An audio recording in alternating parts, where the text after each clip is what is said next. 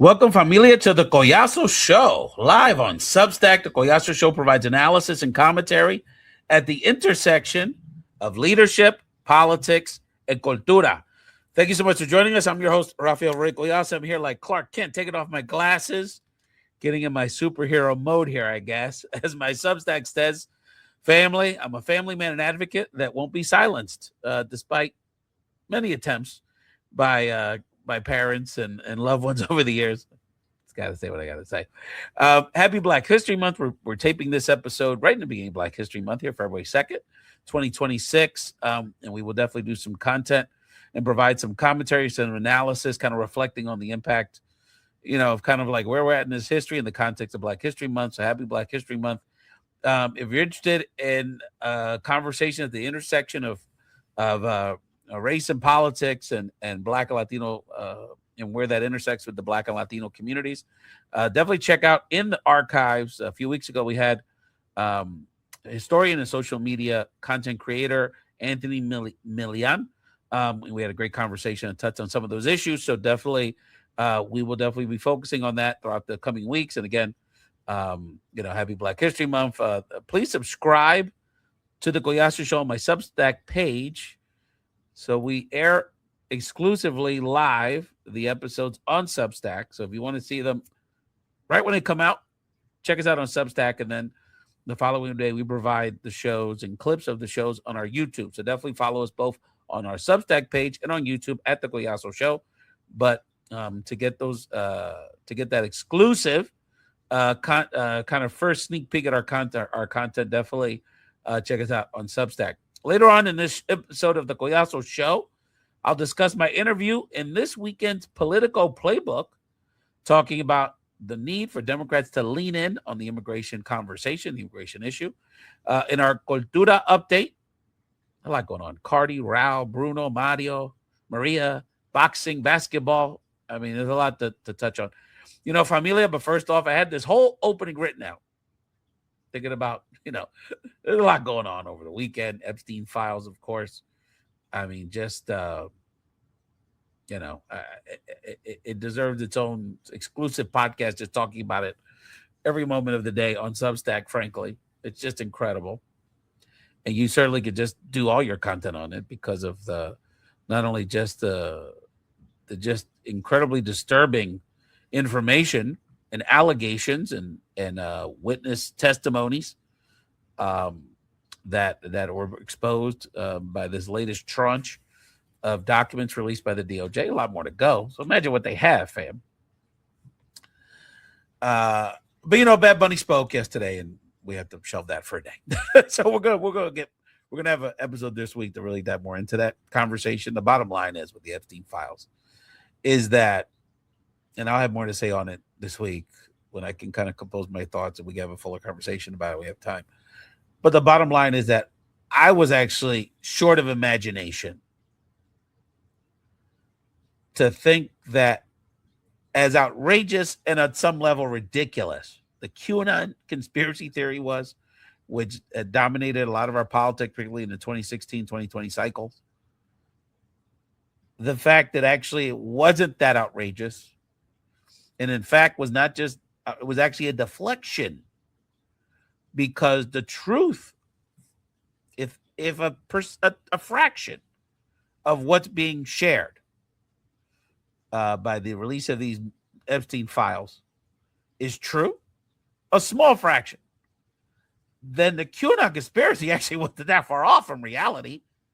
But actually, the people that were executing this terrible network of sex trafficking, child abuse, sexual assaults, was actually being done by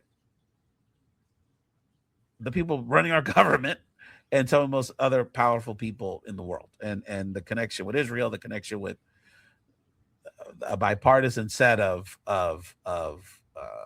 iconic leaders in business and the arts and technology and Hollywood and politics and New York and Miami, and and this correlation between there being reports of people that were young ladies that were murdered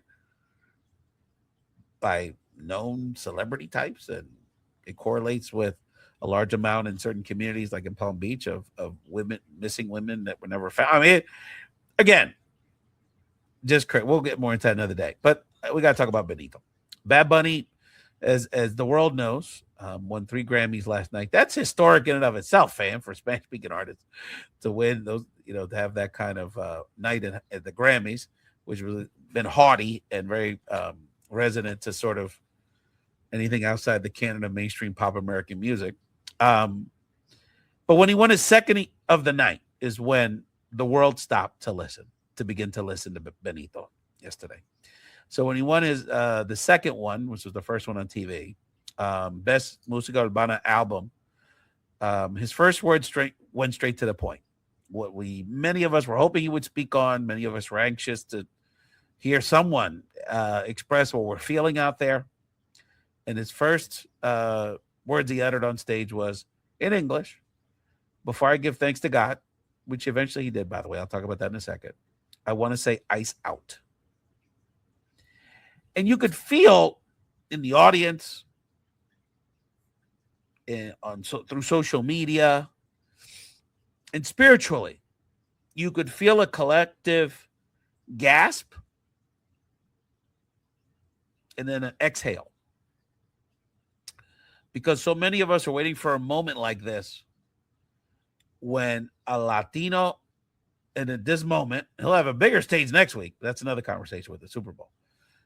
Who at that moment had the eyes of the world on him, had the strength and the credibility to say those 2 simple words, ice out. And that's what we're feeling. And that's what so many of us are feeling, and feeling like we don't have the platform to be heard, feeling like our advocacy and our anxieties, that we don't have the power or the ability to stop this terroristic army that's invading our communities through the government, that's been weaponized by our government to harass us and detain us and attack us and squelch our freedoms. And we needed that. We needed that moment for Benito to say, "Eyes out." And he didn't even have to say much more than that. But he continued. And, as the truly greats do, he channeled the feelings of so many of us. Look, there's a lot of great artists. I love the arts. The Puerto Ricans were sort of known for this. Artists and all kind of genres of music and entertainment and all kind of stuff. I mean, that's our thing, and we thrive in that. And it's a big part of who we are as a people, to express ourselves creatively. But only the truly greats really kind of have that ability for us to feel like they're speaking for us.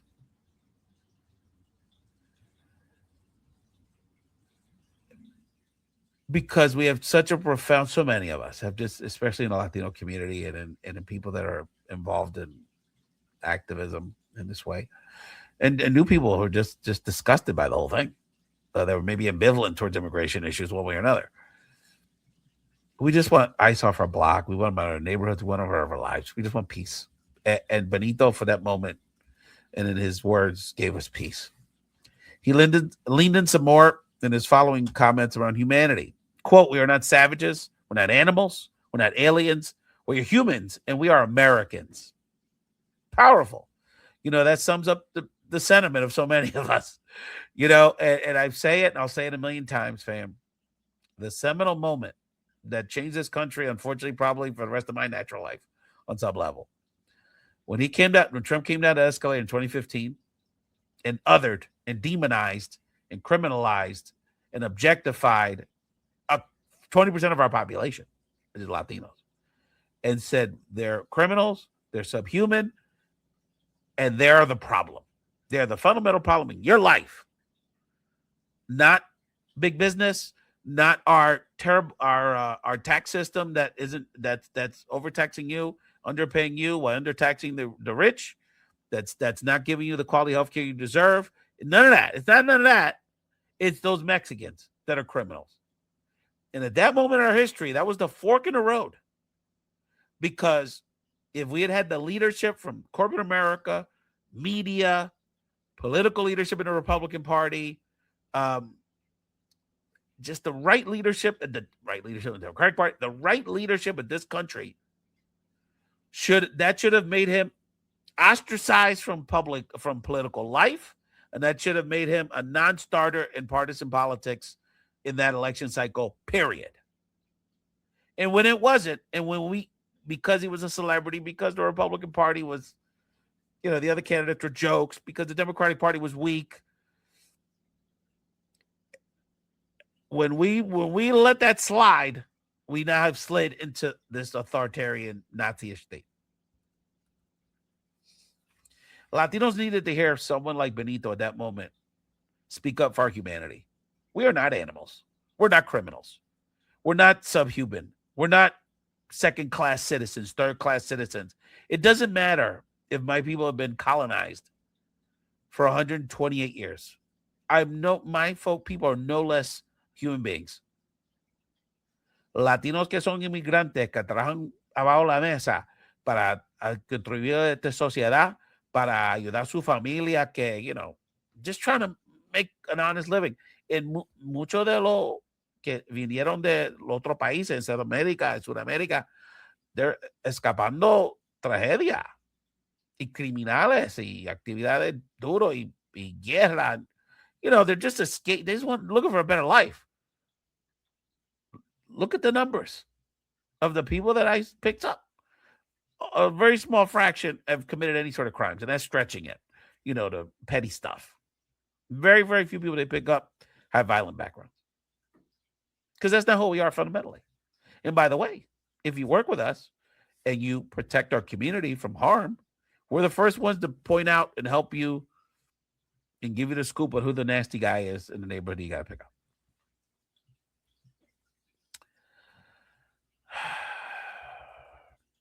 The irony of this whole situation is that, and Benito speaks to that, but that comment speaks to this, is that one of the things I've shared this on my show before, is that I'm so proud of the fact that we've kept our humanity through all this nonsense. And the irony is that the only ones that have become less than and succumbed to it and have agreed essentially on some level subliminally to lose their humanity in this process are the ICE agents. Because if you see that behavior, and you see it every day, fam, in your phone, don't front. You see it every day, whatever side of this you want, whether you want to admit it or not, what you see in your phone every day, multiple times, whether it's in Minnesota, California, North Philly, lo que sea, is people that these ICE agents that are acting out of control. And I'm sure a few years ago, they've been acting like that. But they have been convinced that we are all, on some level, some human, and their job is to attack and destroy their own communities, because they're all part of our community too, and increasingly Latino. And by the way, an unhealthy amount of Puerto Ricans, so that's another conversation. We're seeing that in some of the outing of ICE agents. Let's continue with Benito's comments. The hate gets more powerful, more hate. The only thing more powerful than hate is love. We don't hate them. We love our people. We love our family. Very interesting. And, there's probably no more powerful sentiment than what he said around, love conquers all. I mean, that pretty sums it up for our people. Very interesting, though. He didn't go that step around, well, we still got to love them. His thing is, we love our people. We got to protect our people. So while he's centering his comments on us working together in a presumably loving, positive fashion, centered on the group and taking care of each other, regardless of your levels of privilege in our society, he's not giving the other side and people that choose not to do that and are willing to destroy this country and destroy our Constitution for what? A six-figure job, maybe. Healthcare, maybe, a tough guy, get to walk around with a gun. And all the other people that are destroying our Constitution in many other ways through this administration. He's not giving them a pass either. He's not saying we're going to forgive you. We love you too. He's saying we're going to protect the people that you're attacking. So that I thought that every word was so carefully crafted, very subtle, very powerful. And he ends that acceptance speech thanking God. And he's not ceding that ground either, even for the haters that say he's demonic because he wore a dress in a video 8 years ago. And that, tried to, push this narrative propaganda that he's somehow evil and Diablo. I don't know. Everything I see is he's about loving everybody and wanting the world. And he just wants people to be respected. Everybody to be respected. At the end of the Grammys, so I thought, oh my God, I mean, this is like, that was incredible. There was social media virality to that speech. Then about an hour and a half later, when the big award came up, Bad Bunny ganó otra vez. He won, Bad Bunny, his third Grammy of the night. Wins the biggest prize, first Spanish language artist to win Best Album of the Year. Not the first Latino, by the way. That was quickly corrected in some of the social media. Carlos Santana, fam, with his band Santana, won the award in 2000. By the way, you got to give it up for Carlos Santana. Carlos Santana won Best Album of the Year as a Latino with, Latin flavor, some Spanish in there, 30 years after his prime, 25 years after he was, he played at Woodstock, fam. You know what I mean? Like, so his comeback was incredible. So much respect to Carlos Santana. By the way, another great social justice guy. So this acceptance speech for Best Album of the Year, for Debí Tirar Más Fotos, was more traditional, was more inspirational, more grateful than political. And, his first words, he had to go there. Again, he goes, he's like a great politician, Bad Bunny. He takes care of his base. So la primera palabra es Puerto Rico. He just said it and let it sit there for a few beats. He exclaimed that our dreams, the impact, and our potential are much bigger metaphorically than 100 by 35, which, if people don't know, 100 by 35 miles is the size of that little island, that incredible place that me and Benito, our roots are from. And 8 million other people in the world. He thanked Mommy for being born on the island. That's so Puerto Rican to say shit like that. Oh, Mommy. Gracias, Mommy. Para irme aquí. I mean, you can't get any more Puerto Rican than that kind of sentiment. Centered on your mother, centered on the women in our world, and centered on that blessing of being Puerto Rican and her, in this case, birthing him on the island. Holding on to the island, not going to the diaspora. And then dedicated to the award to all the people that had to leave their homeland to follow their dreams. Again, a very positive homage to not only immigrants, but also Puerto Rican and others that, even though we're not technically immigrants, have obviously 2/3 of us live in the diaspora. That really hit me in the heart because that's my mom's story. My mom really had no reason to leave the island. She was a college student and was in college and had done a few years and lived in a big Puerto Rican family in the campo. And, she had this for a lot of reasons, her own reasons, but ultimately she felt that she had to spread her wings and to really do that and be all of who Sonia was going to be, Mama Sonia was going to be, that she had to have the courage to go off that mountain in Orocovis, Puerto Rico, and come to Philadelphia in the late 60s. But they know Collazo show fan. So, and I know a lot of us can relate to that on a very, very personal level. Bad Bunny's words will reverberate around the world. The world stopped to listen to Benito last night. And I know we're inspired. I predict this courage will give more of us to speak our truth. You saw some of that last night, the inspiration, because we not only have to save our democracy, we have to preserve our humanity in this process. And that's going to take a lot of sacrifice, a lot of difficult, a lot of leaning in a way that is beyond most of our comfort zones. And it's going to take a while. It's going to take a while. It's not going to turn around overnight. We didn't get there overnight, unfortunately. We get entertained by so many, fam. But only a few truly inspire. Gracias, Benito. Let's talk about my interview in Politico. And I encourage people to check out Politico the weekend playbook on Sunday, the Sunday edition. So yesterday edition, still up there. Y'all can check it out. And you will see that I was featured. Let me bring up my notes here, fam. I used to do this all from the dome, but it is, I want to make sure I don't miss nothing. So the Politico Weekend Playbook article by Ali Blanco. The article is titled, the issue Democrats have been scared to run on. The issue Democrats have been scared to run on. So for people to, people to follow politics closely know that Democrats for quite some time have been shied away from talking about immigration until very recently, with this obvious ICE problem incursion in all of our lives. And, there's a couple dynamics in play here, fam, so people don't understand the dynamics.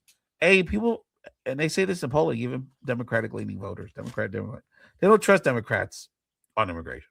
They don't feel they're either forceful enough on the border and forceful enough, do the enforcement part right. They're either too soft on it or incompetent. They know they were good at it, just dealing with the issue. And the other dynamic is that this administration has totally turned around the conversation because of how Trump has handled immigration issues and border enforcement, especially in the interior, because people are absolutely disgusted by ICE's behavior, fam. I mean, the polling's unbelievable. Look at the polling, fam. Really look at the polling and really see where this country's at, beyond just kind of like the normal Democratic base and the Trump haters. Half of the country statistically would be fine with abolishing ICE altogether, fam. That's unprecedented. President Donald Trump has done more to develop support for comprehensive immigration reform than Democrats have done in 10 years. That's how out of pocket Trump has been on ICE enforcement, where you're getting people thinking that way. I encourage people to read the article by Ali Blanco and Politico. There's some interesting takes for a lot of friends, associates, people that we know in the advocacy and political space. Their takes on if, how, and when Democrats will engage in immigration as an issue. As a policy discussion, obviously there's still DHS continual DHS funding on the table in Washington. We encourage people to call their members of Congress and say, heck no, do not give these people another dime until we get some real protections as it relates to, some accountability so that ICE doesn't, set aflame our Constitution every day with the First Amendment, the Second Amendment, the Fourth Amendment, the 10th Amendment. I don't know if you saw in Jersey City, some idiot ICE goons going into an apartment complex and a city councilman on video. A city councilman in Jersey City asked the ICE officials, do you have a warrant to go to one of these apartments where you're going up this elevator in this apartment complex? Some guy, I'm pretty sure it was Latino. I'm pretty sure it was Puerto Rican by his steez and his accent and all that and his look. Almost certainly Hispanic at least. Says, oh, we don't need them anymore. Like a big dodo. So we need some real protections before we vote for another dime for these people. So the focus of my comments were, I said, Democrats are going to lean in immigration as an issue. First of all, Trump is giving you a major opportunity by being totally out of pocket on the issue. It gives Democrats an opportunity to, first of all, show a spine. This is an issue currently right in front of us now and leading up to the midterms where, we not only can hold them accountable on the DHS funding, we can hold them accountable in local community by local community around ICE enforcement as they maraud and scale their operations around the country. We can stand up to them as it relates to the creation of these concentration camps, these detention centers, fam, that they are buying. Look, this is going to be my big issue this year, is leaning in on the fact that I'm not saying we shouldn't be, doing the peaceful protesting and the observing in the streets as they're grabbing our loved ones and friends and neighbors. We absolutely should be doing that. But we need to be going to if your community is considering allowing ICE to open up a detention facility in your community, you do everything you can, your city council level, your zoning boards, your county boards, to say, heck no, do not authorize a concentration camp that's going to torture people. And God knows what else they'll do, especially to our women, our young women in these facilities. the harm, the violence, the sexual assault that we're already getting reports is taking place, the starvation, the psychological torture, the physical torture. They said a guy rammed his head into a wall by him. He literally rammed his head into a wall himself. They really believed that we would believe that. Could not let any of these facilities open. Those are concentration camps. People are going to die. People are going to keep dying. We've had close to 40 people die in ICE because of ICE in the last 12 months. 9 in the 2026, and y'all know the ones you saw in video yourself. So if they're willing to kill white people in broad daylight in front of everybody with cameras in front of you so you could see it, what do you think's happening to Latino and minority immigrants, and especially these young women? I'm going to keep focusing on that because y'all know it's going to be uncomfortable if y'all think about it. In the dark. We have no idea. There's people that they're unaccounted for. So we don't even know how many people are dead because of these people. So Dems need to lean in. They need to lean in, and they need to show. It's not just enough to say they just can't play prevent defense. You know what I mean? Like, hey, we're just going to allow Trump to self-destruct, and say he's the bad guy. No, they need to show voters. They need to have a proactive vision. What is your vision for border enforcement that's smart, that's efficient, that actually deals with the issues we have around getting fentanyl coming in and, trafficking people and all that stuff? Those are legitimate issues. And, having people, a manageable system, but also how are we going to address what now everyone's realizing, which is the vast majority of immigrants and undocumented immigrants in this country. There's people that are in a lot of different statuses, that these sort of gray areas of applying for asylum and have temporary work permit visas. And, they're in the system on some level, or they're trying to do it the right way. But we have bureaucracy, we have legal backlogs. Trump's making it increasingly more difficult for people to even try to do it the right way. And how are we going to have a manageable system that not only addresses the long-term undocumented, but what's good for the country economically? Our legal immigration system is $1 million a year. That's just sort of a random number that sounds like a nice round number that doesn't sound like too much to scare white people. I mean, really, it's the reality of it. And the reality of it is, if you really look at it from we need to have an honest, real economic conversation with the country. If you look at it, really, it should probably be more like $3 to $5 billion. And why part of the reason I say that is that obviously that's what the labor market needs, because if this undocumented population wasn't needed from an economic perspective to work, they wouldn't be able to survive here and they'd self-deport. So obviously there's an economic benefit to these people being here already. And, Democrats have to do it because they need a positive vision, not just for immigration, a proactive vision, but for the affordability issues, which are the predominant issue. Healthcare access, and preserve our democracy, man. How y'all gonna do that? Because, by the way, 2026, the midterms may not happen unless you stand up to this guy now. He put on True Social today. Yeah. Well, we should, or he interviewed with Bongino Show. Okay, we should just take over the state's voting systems. All the Latinos are illegal. None of us are citizens. So all the Latinos you see that vote in these places like Arizona and Texas that just flipped a special election in Texas, and the Latinos in New Jersey that voted in Virginia that voted overwhelmingly numbers for those Democratic female gubernatorial candidates, and the Latinos that voted overwhelmingly to redistrict in California so that we could balance out the nonsense they're doing in Texas and other places. Now, all those Latinos, they're all just illegal. None of those people really are American citizens. That's what he's saying, fam. You may not want to believe it because you're drinking the Kool-Aid, but that's what it is. Just listen for yourself. Because I'm not going to spend a lot of time babysitting you at this point. We have organizing to do. I've said that on social media already. I'm not going to attack you. I'm just going to ignore you because while you're talking all that nonsense, I'm actually going to do things to protect your daughters and your loved ones, because I don't want your Latina college student that's driving to her community college class in between her job at T-Mobile to get stopped by one of these ICE goons and take her away. You may never see her again. I don't want that to happen. I don't even care who you vote for. I don't want that to happen to a young lady. And I'm going to keep doing this to do everything I can so that those young ladies and other vulnerable people in our community, all of us, Nothing like that happened to them. But you keep believing what you see on YouTube, fam. I'm not going to argue with you. And by the way, it's not only just kind of the right thing to do for Democrats to lean in on this immigration conversation, it's also politically necessary, because you're going to hear this a lot on the Collazo Show, fam, is that for the House to flip to Democrat, they have to engage Latino voters. The vast majority of the 25 or so most competitive seats, because we only have about, if you're stretching at 40, I think it'll be more, to be honest, but that's another conversation. But, those several dozen, 2 or 3 dozen competitive seats around the country, and they're spread out all over the place.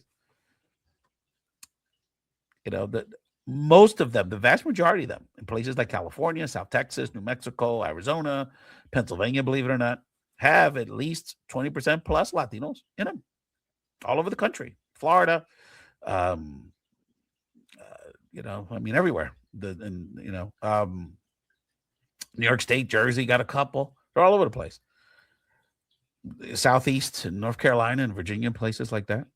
So, to really do this flip, and if you have any shot at the Senate, you got to get the Latino part right, because you can't win. Demócrata no puede ganar. Asif can't get reelected. You can't flip a Democrat to a Democrat in North Carolina for the Senate seat. Sino hispano. The numbers just aren't there. And yeah, they're only like 5 to 8%, but that's the margin. So, and the only one that's really figured it out in the South is Stacey Abrams. Hence her success.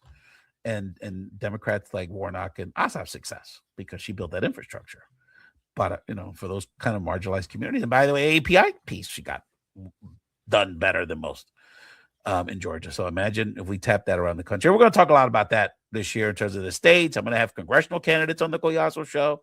I'm going to have other political analysts to break down these different states. I have state directors. I have all kind of cool people that can give you the insight on where the vibe in Texas and in Arizona and Pennsylvania and all these different Latino pockets. There's a lot of very interesting conversations happening at the intersection of this immigration conversation, and really about like the literal and figurative soul of the Latino community, because we've got, I think it's probably like 40% of the Latino community. That's like where I'm at. It's just totally horrified by this whole fucking thing, and just can't imagine how we got into this. We've got like a quarter that are with this guy, and I don't think there's much we're going to be able to do about that, because they're just convinced that Trump equals God, and your association. If you love God, you got to be with this guy, and once it's in that mode, fam, it's hard to compete with that, and that's going to be a thing that I'm not going to, there's only so much I'll be able to do about that. We're going to be able to do about that. So we have to kind of let that quarter. And by the way, some of them were down with him because their husband finally got a decent job. He's making some money and he's got health benefits because he's ICE. That's some of that, fam. That's some of it. So all that, there's a part of our community that is benefiting economically from destroying their neighbors and friends' lives. So we're going to be limited with them. And then there's that other middle, that other third or so. And they're kind of politically in the middle. They go back and forth. They may have voted for Biden, and they voted for Trump, and they voted for... They don't like this bullshit. But they ain't really down with Democrats either. So we've got a lot of work to do, fam. I did want to share that let's talk about culture, fam. There's a lot of shout outs we got to do. I like, let's lighten the mood, because there's a lot of there's a lot of good stuff that happened this weekend. A lot of positive stuff. I want to shout out Cardi B. Cardi B, hey, you got to Cardi, one of the realists in the game. You got to give it to her. Great performance on Saturday Night Live. Obviously, she's a character. She had a couple funny moments with the skits with Marcelo and that crew. The meme with her, the clip they put out before SNL with her and Marcelo dancing, and that was really neat. And she always keeps it real. She made an appearance on the Immigrant Talk Show, Immigrant Man Talk Show. You figure they would have had they could have come up with a better name for that thing. But anyway, in the Cultura segment, we're going to talk about Benito's. We're going to have a whole episode dedicated later this week to the Benito Bad Bunny Super Bowl preview piece, because that's a whole other conversation. Cardi B, SNL killed it. Boricua Baddie, got a shout out. Crency Garcia, a.k.a. El Progilio, his band was featured on the Bodega Baddie song with Cardi B's performance on SNL. And ese merengue típico, fam. That's real. That's the real deal merengue típico. The real cultural stuff. And her outfit, I saw someone on social media. Okay, that reminds me of the Bronx on the weekends with the cultural events. So shout out to our Bronx Dominican fam, and Cardi keep winning. Why Cardi keep winning? She leads with authenticity. She's speaking out on social issues, and she elevates other people. She opens up doors for other people. Como Benito. Taking notes of Romeo? Romeo.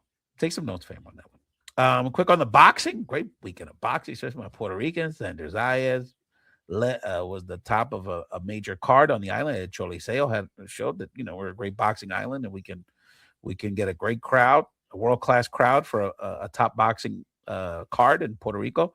Xander won another super welterweight title. Great fight against the German brother of Togo Tongolese descent, Aras Barreo. Great fight. And that was a great fight. And Shakur Stevens was a fantastic, one of the most talented pound-for-pound boxers in the world, just gave a maestro performance in New York City against a Brooklyn kid, Teofimo Lopez, Honduran American kid, who's very talented and a real character. He's a little out there, but a great fighter. And Shakur just outclassed him. Just a maestro performance for Shakur. Shakur is not only a Newark guy, so we always give respect to Brick City, Newark, New Jersey, but he's Afro-Latino. That's Puerto Rican. Mom's African-American. Shakur represents for everybody. Good kid, got a good heart. And, we wish Shakur and Xander, two young guys who are good role models and got, understand the responsibility they have to represent for their communities as Puerto Ricans, in the case of Shakur, Newark resident. This new generation of young fighters is exciting. The Caribbean series for the baseball fam kicked off in Mexico yesterday. It had to move out of Venezuela because of the obvious political upheaval. And the Puerto Rican team, Los Cangrejeros de Santos, is kind of like the historical, iconic franchise of the island because that's where Roberto Clemente played when he was young, is the Puerto Rican entry. And they made a big I actually turned it off, fam. I ain't gonna lie to you. I turned it off because the Mexicans, Los Tomateros de Culiacan, came up. The tournament's being played at Jalisco, Mexico. They were out in front after 2 innings, 4-0, and they made like 2 or 3 incredible defensive plays. And I got so annoyed. I'm like, this is not going to work for the Puerto Ricans. And I turned it off. And then lo and behold, we made a big comeback at the end. We won 5-4. So, respeto grande la cultura, of Latino baseball. This is our time. The World Baseball Classic's coming. We're going to have a show later this week about the controversies that are happening. Is the World Baseball Classic, why is baseball making it hard, diluting the Latino teams by not allowing many of our star players not to compete, especially the Puerto Ricans for some reason. But all the Japanese and American guys get to play. It's interesting. We'll talk about that with a very special guest, one of our big baseball sports commentators. And I thank everyone. Oh, yeah, I do have to shout out, by the way, at the Grammys. It wasn't just Benita that killed it, fam. Bruno Mars was there. Puerto Rican Filipino from Hawaii. Raul Alejandro was there. Karol G was there. Carol was looking unbelievable. Jay Balvin was there. Our Colombia fan was up in there. So, Maria from the Marias, she Puerto Rican too. She did her thing on stage as well. Check out her collaboration with Bad Bunny. She's an incredible artist in her own right. Very different steez than reggaeton and stuff. But she does her thing as an incredible indie pop rock bilingual artist. And Maria's Zandoya is a very talented woman that we want to support here on the Collazo Show. I'm putting in the chat the names of the 9 people that we know we have lost. We have confirmed we have lost through ICE attacks and in ICE custody. Alex, Renee, Keith, Ebel, Paradi, Victor, Luis, Geraldo, Luis, Yanes Cruz, the Concept Paz. We miss you. We love you. And I know your families are still in a lot of pain. And we have a lot of other families that are in pain because of the uncertainty of their loved ones' futures. That displacement, that separation. Imagine, someone like Liam Ramos not being around his mom, not being around his other loved ones, being caged up with his dad in very difficult conditions. Much respect. Un gran respeto a Congressman Joaquin Castro has been a tireless advocate to secure the release of Liam and his dad recently. And now they're back at home in Minnesota. Leadership matters, fam. And take inspiration from the feeling you're having. I know especially many of you are feeling a tremendous amount of pride and inspiration by, many leaders. The amazing people of Minnesota, the community activists around the country fighting a good fight day in and day out to try to save their humanity and our democracy. Pero Benito last night really put a capstone on it, and I think is all giving us a very special sense of pride. And I would just ask you to remember what he said, what you can envision your contribution to this moment can be is much bigger than you imagine. And certainly much bigger in the case of my physical homeland, 100 by 35, because that little island has produced a lot of hope and inspiration and entertainment and happiness for a whole lot of people, well beyond our community. So thank you so much for watching The Collazo Show. Please subscribe to The Collazo Show on Substack and on YouTube. Have a wonderful day.